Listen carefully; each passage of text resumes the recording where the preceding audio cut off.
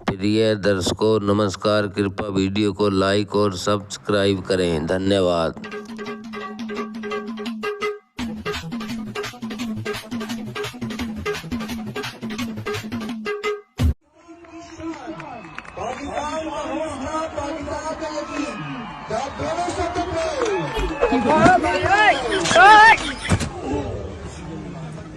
हे प्रभु, हे हरि राम कृष्ण जगन्नाथ प्रेमानंद, ये क्या हुआ? राम नाज़रीन, मोदी सरकार अपने बलबूते पर कुछ नहीं कर सकती और अब गुजरात फसादात के मास्टर। इंडिया के हवाले से एक इम्पॉर्टेंट डेट आपको बतानी है, वो है 22 जनवरी।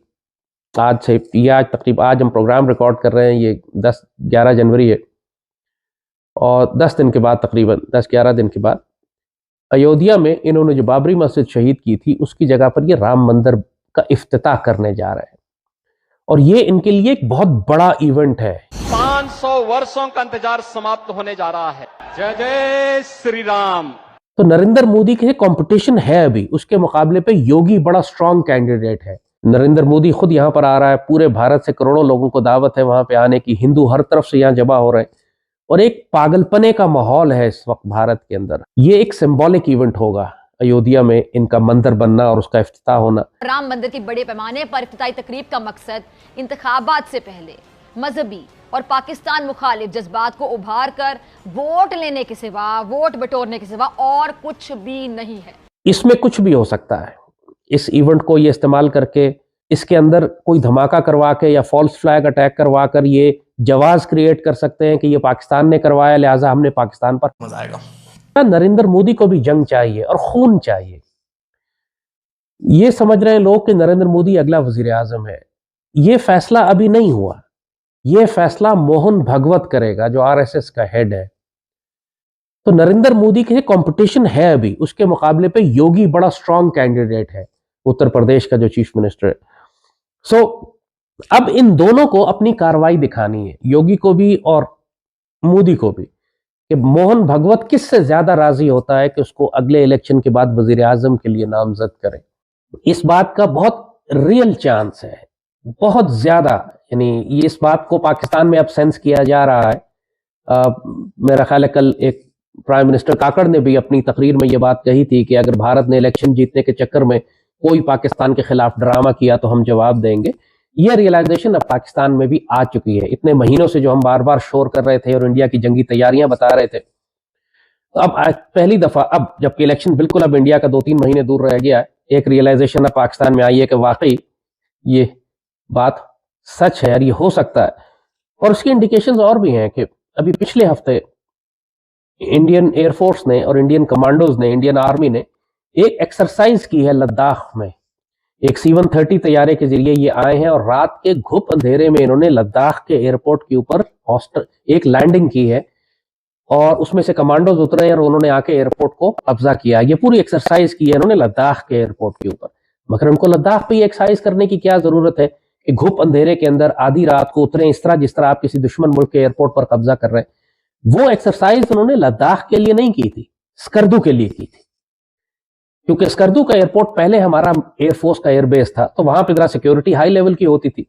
लेकिन कुछ अरसा पहले इमरान हुकूमत में इसको डाउनग्रेड करके इन्होंने इंटरनेशनल एयरपोर्ट का स्टेटस दे दिया और उसको फाइटर फॉरवर्ड एयरबेस से हटा लिया था और अब वो एक सिविलियन एयरबेस है, उसका सिविलियन एयरपोर्ट है। इसका मतलब है कि जब उस पर फ्लाइट नहीं है तो वो खामोश होता है, लोग सो रहे होते हैं, वहां कोई भी नहीं होता और रात के वक्त तो कोई फ्लाइट जाती ही नहीं है वहां पर। इस बात को इंडियंस ने नोट कर लिया है और इंडियंस ये प्लान कर रहे हैं कि जब वो पाकिस्तान के खिलाफ कार्रवाई करेंगे तो अपना C-130 रात के वक्त भेजेंगे जो स्कर्दू पे लैंड करेगा और उनको यकीन है कि वहां कोई डिफेंस है ही नहीं, क्योंकि अब वो सिविलियन एयरपोर्ट है और ज्यादा से ज्यादा वहां पे 2 चौकीदार होंगे खाली। तो ये इनका पूरा C-130 अंधेरे में लैंड करेगा, जाके स्कर्दू कैप्चर कर लेंगे ये और उसके बाद उनके पूरे पीछे से ट्रुप्स और आएंगे और आके ये पूरे स्कर्दू पे कब्जा कर लेंगे।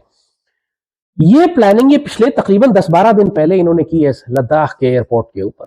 तो पाकिस्तानियों के लिए ये हम रेड फ्लैग रेज कर चुके हैं ऑलरेडी। पूरी पाकिस्तान की जो सिक्योरिटी एस्टैब्लिशमेंट है, कौम है हमारी, हमारे सोशल मीडिया पे हम ये बात अच्छी तरह डाल चुके हैं, एक्सप्लेन कर चुके हैं कि इंडियंस का प्लान स्कर्दू कैप्चर करने का है और इंडियंस आने वाले हैं स्कर्दू कैप्चर करने के लिए। उसकी इन्होंने लाइव ड्रेस रिहर्सल कर ली है लद्दाख एयरपोर्ट के ऊपर اور ہمیں اپنے اسکردو ایئرپورٹ کے ڈیفنسز کو ٹھیک کرنا ہے فوری طور پر، کیونکہ اس وقت وہ جو سویلین ایئرپورٹ کا مزاج ہے وہاں پہ کہ رات کو وہاں بالکل ویرانی ہوتی ہے اور ہو کا عالم ہوتا ہے اور کتے سو رہے ہوتے ہیں، اس کو انڈینز آسانی سے کیپچر کر لیں گے. انڈینز نے ہماری یہ کمزوری دیکھ لی ہے، لہٰذا اس کو ہمیں فوری طور پر اپنی اس کمزوری کو ٹھیک کرنے کی ضرورت ہے، ورنہ اسکردو ہمارے ہاتھ سے چلا جائے گا، اللہ نہ کرے. سو انڈیا کا جہاں تک تعلق ہے، ہم نے آپ کو بتایا کہ یہ صورتحال اب انڈیا کی طرف سے بلڈ ہے. کسی بھی وقت وہ آپ کے لیے پرابلم کریٹ کر سکتے ہیں. الیکشن جیسے جیسے نزدیک آ رہا ہے، ہم خطرناک ٹائم میں داخل ہو رہے ہیں. اگلے 3-4 مہینے بہت ہی کرٹیکل ہوں گے. اسی لیے آپ دیکھ رہے ہیں کہ افغانستان کی جانب سے دہشت گردی میں بہت زیادہ اضافہ ہو گیا. اسی لیے آپ دیکھ رہے ہیں کہ مارنگ بلوچ جیسی انسرجنسیز کو سپورٹ کرنے والی موومنٹس زیادہ بلڈ کرنے لگی ہیں پاکستان کے اندر اچانک. یہ سارا مقصد ہی یہی ہے کہ ایک کیوس اور انارکی برپا کی جائے. انٹیریئر سندھ میں اچانک یہ جو ڈاکو ہے سو کالڈ، وہ نیچے سے سندھ سے آنے والے ٹرکوں کو جو نارتھ بھی جا رہے ہیں، ان کو انٹیریئر سندھ کے اندر رات کے وقت ان کو لوٹنا شروع ہو گئے. ٹرک نہیں لوٹ رہے، وہ ٹرکوں کو تباہ کر رہے ہیں، وہ ٹرک ڈرائیوروں کو اغوا کر رہے ہیں، انہیں قتل کر رہے ہیں، ان کے ٹارچر کی ویڈیوز نکال رہے ہیں تاکہ دنیا کو یہ بتایا جائے کہ یہ اس علاقے پہ اس سفر کرنا خطرناک ہے، یہاں ٹریول نہ کریں. جو سپلائی چین ہے سندھ سے لے کر ہماری بندرگاہوں سے لے کر پورے پاکستان تک، اس کو ڈسرپٹ کیا جائے. یہ لو انٹینسٹی وار ہے، ہر جگہ چھوٹے چھوٹے حملے کر کے پوری ریاست کو شل کرنے والی بات ہے، ریاست کو مفلوج کرنے والی بات. آپ کے سندھ سے آپ کی پوری نیشنل ہائی وے کو بند کر دیا جائے. ٹی ٹی پی آپ کے پورے ایئر بیسز کے، وہ تو ایئرپورٹس کے اوپر بھی حملے کرتے ہیں، وہ تو ہمارے ملٹری ہیڈ کوارٹرز کے اوپر بھی حملے کرتے ہیں. بلوچستان لبریشن آرمی ایمبوش کرے بلوچستان کے مختلف علاقوں میں کہ آپ کی وہاں ٹریولنگ بند ہو جائے. آپ جب اس طرح چھوٹے چھوٹے حملے کر کے پورے ملک کو جام کر دیتے ہیں تو پھر مسلح افواج کے لیے ملک کے اندر موو کرنا بھی مشکل ہے اور باہر سے آنے والے حملے کو روکنا بھی مشکل ہوتا ہے. سو پاکستان کے اندر حالات چونکہ اس وقت پورے ملک کے اندر ویسے ہی اس وقت ٹیمپریچر بہت زیادہ ہے الیکشنز کی وجہ سے، اس وقت ٹینشن ہے، فرکشن ہے، سیاسی جماعتیں گتھم گتھا ہیں آپس میں.